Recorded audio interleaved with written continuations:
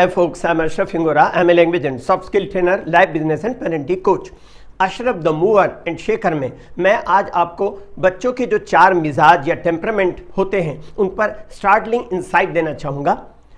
जो मैंने शुरू में कहा वो चीज़ मैंने चारों और जो और भी हिस्से हैं जो 9 पेरेंटिंग पर मैंने अपने वीडियोस डाले हैं सब में कहना चाहूँगा, बिकॉज बेसिक फाउंडेशन यही है सबके साथ में कि there may be good and better parents but there can't be best parents in the world. दुनिया में अच्छे और बहुत अच्छे माँ बाप हो सकते हैं लेकिन सबसे अच्छे माँ बाप नहीं हो सकते, क्योंकि पेरेंटिंग एक ज़िंदगी भर सीखी जाने वाली कला है और जब कला जवान होती है तो कलाकार बूढ़ा हो जाता है और उसके बाद ज़िंदगी बेवफा हो जाती है।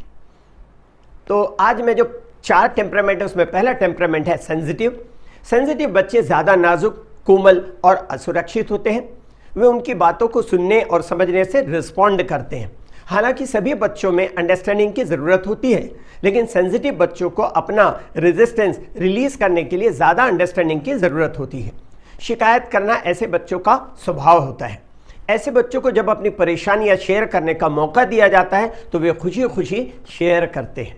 ऐसे बच्चों को एम्पैथी अर्थात दूसरों की फीलिंग्स को इस तरह समझना जैसे कि वो खुद की फीलिंग हो, उसके दिल में पैदा हुए संघर्ष तथा दर्द का मान्य करा देने तथा सम्मान देने से ऐसे बच्चों की सोच को पॉजिटिव किया जा सकता है। ऐसे बच्चों को समय देने और उनकी भावनाओं को समझने की ज़रूरत होती है, वरना ये बच्चे अपनी तरफ से तकलीफ को बढ़ा चढ़ा कर नाटकीय रूप से बताते हैं। मान लीजिए ऐसा बच्चा कहता है कि उसे पेट में दर्द हो रहा है और आप उसके बातों को सहानुभूति पूर्वक नहीं सुनते तो बच्चा कहेगा मुझे सिर में भी दर्द हो रहा है और पेट में भी जोरों का दर्द हो रहा है। इस तरह ऐसे बच्चे अगर अपसेट होते हैं तो पेरेंट्स को उन्हें खुश करने के लिए या समझाने के लिए ये नहीं कहना चाहिए कि कुछ नहीं होता, अपसेट मत हो, सब ठीक हो जाएगा वगैरह वगैरह। ऐसे बच्चों की बातों को ध्यान से और सहानुभूति के साथ सुनना चाहिए।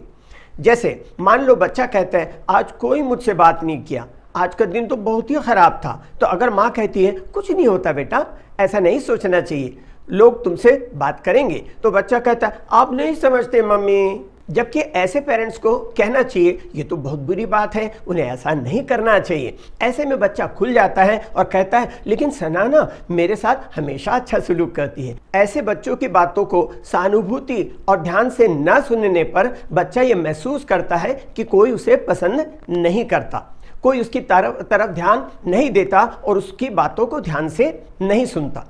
ऐसे में बच्चा सेल्फ पिटी में खोया रहता है। इस तरह के बच्चे बहुत जल्दी किसी से दोस्ती नहीं कर पाते, लेकिन जब वे किसी से दोस्ती करते हैं तो उसके प्रति बहुत ज़्यादा वफादार होते हैं। जब ऐसे बच्चों को दोस्त से धोखा मिलता है तो उन्हें बहुत ठेस पहुंचती है। ऐसे बच्चों को माफ़ करो और भूल जाओ, फॉरगिव एंड फॉरगेट जैसे महत्वपूर्ण गुण इन बच्चों में विकसित करने की ज़रूरत होती है। ऐसे बच्चों को दूसरों की मदद और खिदमत करने में संतुष्टि महसूस होती है। दूसरे जो होते हैं बच्चे वो होते हैं एक्टिव बच्चे। एक्टिव बच्चों का दिल क्या कहता है उसकी चिंता उन्हें कम होती है। ये काम करके उसका रिजल्ट अर्थात परिणाम पाना चाहते हैं या आत्म प्रेरित अर्थात सेल्फ मोटिवेटेड और कोऑपरेटिव होते हैं। यह हमेशा आगे बढ़ने के लिए, नेतृत्व करने के लिए और अपने मन माफिक काम करने के लिए तैयार रहते हैं। ऐसे बच्चों को बहुत ज़्यादा व्यवस्थित करने की आवश्यकता होती है, वरना ये अपने पेरेंट्स के नियंत्रण के बाहर हो जाते हैं और इनके अधिकार का विरोध करते हैं। ऐसे बच्चों को एडवांस में जानने की ज़रूरत होती है कि प्लान क्या है, नियम क्या है आदि। ऐसे बच्चों का गेम प्लान चाहिए होता है। इस तरह उनके मुताबिक हालात होने पर ऐसे बच्चे बड़े सपोर्टिव और कोऑपरेटिव होते हैं। ऐसे बच्चों का प्रतिरोध अर्थात रेजिस्टेंस कम करने के लिए पेरेंट्स को पहले से ही तैयार करके लिमिट, रूल्स, डायरेक्शंस तय करना होता है या तय करना चाहिए। फिर होता है एक्टिव बच्चे सेंटर ऑफ अट्रैक्शन बनना चाहते हैं। ऐसे बच्चों को एक कामयाब नेता बनने के लिए अवसरों की ज़रूरत होती है। ऐसे बच्चों को जब आप कहते हैं हम पहले ये करते हैं फिर वो करेंगे, लेकिन अगर बच्चा कहता है कि हम पहले वो करें तो कैसा रहेगा, तो समझदार पेरेंट्स को कहना चाहिए कि ये तो गुड आइडिया है। ऐसे बच्चों में बहुत एनर्जी होती है, अगर उन्हें जिम्मेदारी दी जाए तो ये बड़ी खुशी से और पूरी जिम्मेदारी से उसको निभाने की कोशिश करते हैं। ऐसे बच्चे खाली नहीं बैठ सकते। ऐसे बच्चे कुछ करके और कुछ गलत करके सीखते हैं। ऐसे बच्चों को लंबी समझाइश देना फायदेमंद ऐसे बच्चों के लिए नहीं होता। अगर वो किसी काम को करना नहीं चाहते तो आप कहें चलो इसे साथ मिल करके करें। ऐसे बच्चे जब जिद करते हैं और आउट ऑफ कंट्रोल होते हैं तो इन्हें संभालना बहुत मुश्किल हो जाता है। ऐसे बच्चों को रेगुलर टाइम आउट देने की ज़रूरत होती है। एक्टिव बच्चे ये सुनना पसंद नहीं करते कि वे गलत हैं। अगर उन्हें सबके सामने सुधरने का निर्देश दिया जाए तो वे इसे पसंद नहीं करते। अगर उन्हें प्राइवेटली निर्देश दिया जाए तो ये कम प्रतिरोध या रेजिस्टेंस व्यक्त करते हैं। ऐसे बच्चे प्रीटीन और टीन तक काफ़ी सुधर जाते हैं। प्रीटीन होता है 9 साल की एज जो होती है, और टीन होता है टीन जहाँ से शुरू होता है 13-14 से लेकर के इस तरह से। खुद भी मेडिटेशन करें और ऐसे बच्चों को मेडिटेशन भी करवाएं। Then third one is responsive. Responsive children active, socially मिलनसार होते हैं। ये बच्चे सेल्फ मोटिवेटेड होते हैं। इन्हें कई चीज़ों में इंटरेस्ट होता है। ये अपने खुद के अनुसार काम करने की फ्रीडम चाहते हैं एंड ये किसी काम को पूर्ण करने के बजाय सामान्यतः एक काम से दूसरे काम में मूव कर जाते हैं। इस तरह के बच्चे बहुत जल्दी डिस्ट्रैक्ट हो जाते हैं, इसलिए इन्हें अक्सर दिशा निर्देश देने की ज़रूरत होती है।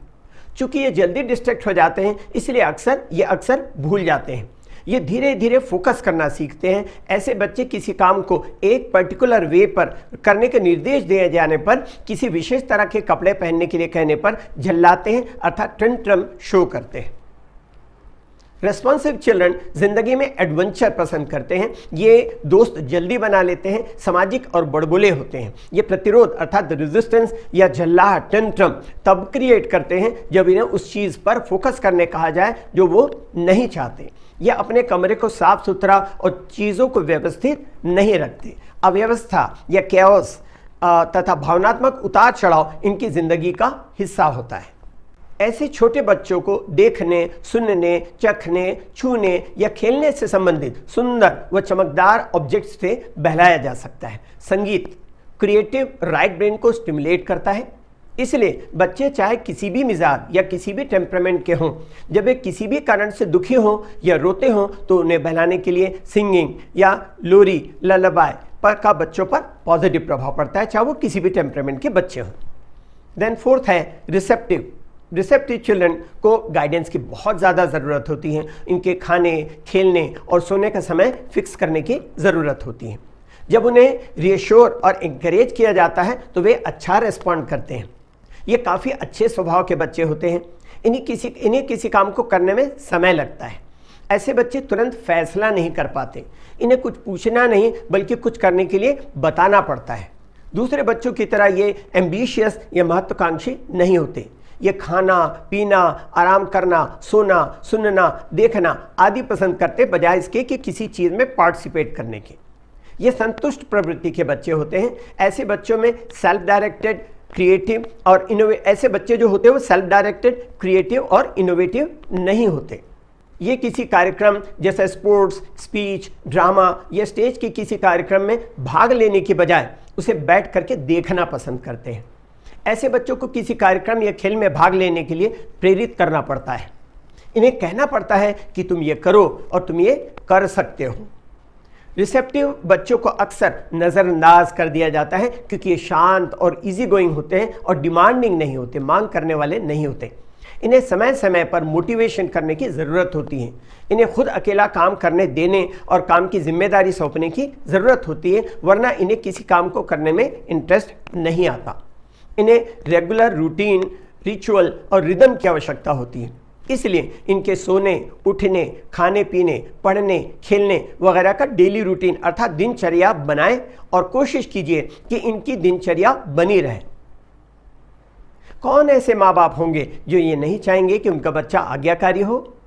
अपनी इच्छा के मुताबिक बच्चों की इच्छा को रखना आज्ञा पालन या ओबीडियंस है, और अपनी इच्छा और बच्चों की इच्छा के बीच में तालमेल बिठाना ये कोऑपरेशन या सहयोग है। इसलिए बच्चे को यस बॉस कहने वाला अर्थात आज्ञाकारी या ओबीडियंट नहीं बल्कि कोऑपरेटिव बनाइए, क्योंकि आज्ञाकारी होने का मतलब है आदेश, प्रतिबंध, इच्छाओं आदि का पालन करने वाला। ऐसे बच्चे दब्बू अर्थात मीक अर्थात जैसे दूसरा कहता है वैसे ही करने वाले बन जाते हैं। जबकि कोऑपरेटिव स्वभाव बच्चों में सहयोग या मिलकर काम करने की क्षमता विकसित करता है। इंग्लिश के लिए आप मेरे channel English breakfast with Ashraf and soft skill के लिए Ashraf the mover and shaker को लाइक, शेयर एंड सब्सक्राइब करें। कमेंट सेक्शन में कमेंट करें, बेल आइकॉन प्रेस करें और मेरी बुक जरूर पढ़ें। Thanks for watching.